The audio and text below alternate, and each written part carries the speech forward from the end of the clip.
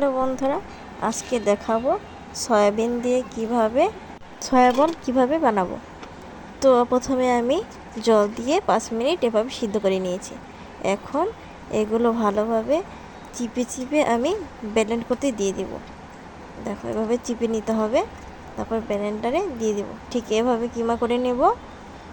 এখানে আমি দিয়ে দিচ্ছি লবণ, জিরার গুঁড়া, গরম মশলা গুঁড়া, আর হচ্ছে একটু সামান্য হিং আর কাঁচা লঙ্কা কুচি, আর দিয়ে দিতে হবে 2 চা চামচ কর্নফ্লাওয়ার। সব একত্রে এভাবে আমি মেখে নেব।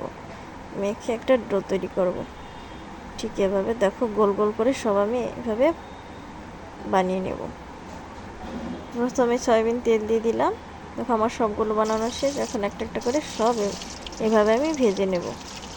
আর এটা কিন্তু বাচ্চাদের খুবই একটা পছন্দের খাবার, পুষ্টিকর, খুব ভিটামিন আছে। তো এখানে আমি উল্টে নিচ্ছি। দেখো, কালারটা কত সুন্দর এসছে। ঠিক এভাবে উল্টিয়ে আমি ভেজে নেব। আমাদের ভাজা রেডি। দেখো কতটা মুচমুচে আর স্বাদ, ভিতরটা কিন্তু অনেক নরম হয়। সবগুলো আমি ভেজে নিলাম।